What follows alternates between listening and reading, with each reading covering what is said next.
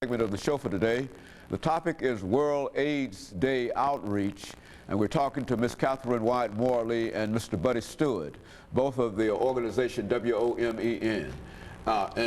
Before we had our final commercial break, Ms.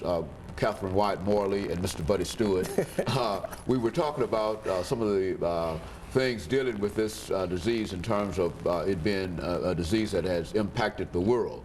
But let's look at Nashville, Tennessee here, and where the two of you do most of your outreach work. And to have you, the two of you, talk about the kind of support that you think that you find within the community, and the kind of support that you need in order to provide the kind of education and resources and whatnot that are necessary to have some kind of impact upon this disease here, not throughout the world, but what do we do here? Right. Well, we are a nonprofit agency. Women on Maintaining Education and Nutrition has been nonprofit status since 1997.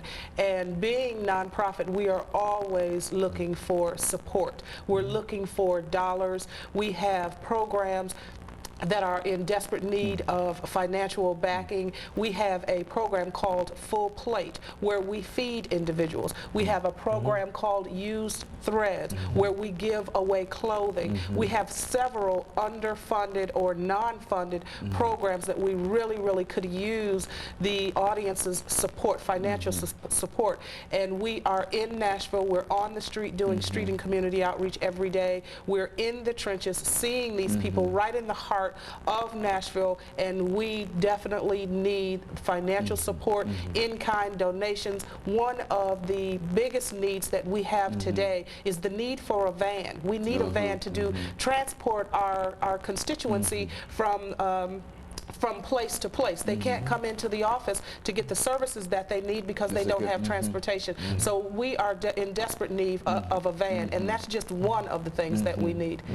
You want to tell them about some of the other needs that we have? Oh, there's always a lot of needs, and it's important that you know your resources, okay? Because when you go out on the street, and when you do come across that one person who needs help, and when they come to you, they expect for you to know right then and there. You can't hesitate. You have to know right off the bat. If an individual needs housing, for example, you've got that's a resource. If you need housing, transportation, food, medicine, you name it. Doctors, exactly. Whatever, we can provide all that. Those are all the resources that are right.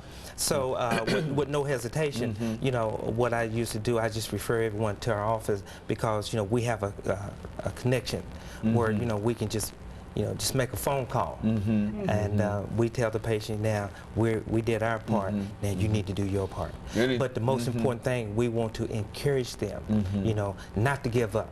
You know, there's always hope. And so what about those who might need medicine or whatever? Is it's also possible to get medicine? Oh, yes. Well, we have connections to some of the infectious disease specialists in the community that we trust and feel very comfortable with, and link our constituency with them immediately. But you know, I must admit, a lot of our constituency, you know, are already in tune or in touch with their infectious disease specialists. One of their major concerns is having someone to talk to, having transportation to get to their infectious disease specialist. Again, we talk about the van.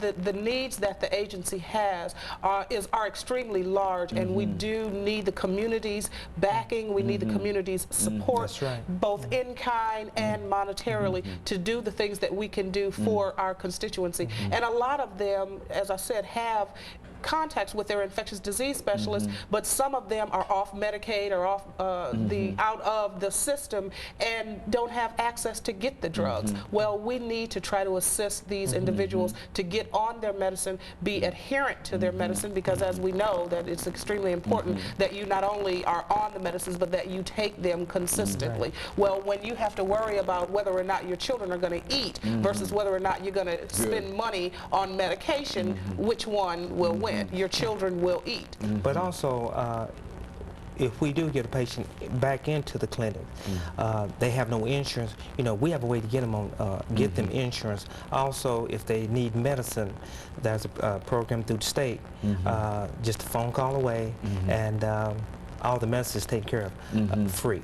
And so, in a real sense, the attitude has changed considerably about this disease over the last 10 years, and that any person who might be affected by it can find some kind of support and some kind of help in almost many areas. And I don't think that that's something that many people recognize in terms of dealing. Well, as we end this show today, let me thank both of you, and to give you an opportunity to make a 10 or 15 second comment before we end it. But as we said to you earlier, Ms. CWyatt-Morley, that we appreciate your courage coming by and doing the things that you've done, and we know that this publication is a widely respected and well-known publication, and that it is one of the sources that you use in order to support what you're doing. And I think that you've indicated that you have a need for a van.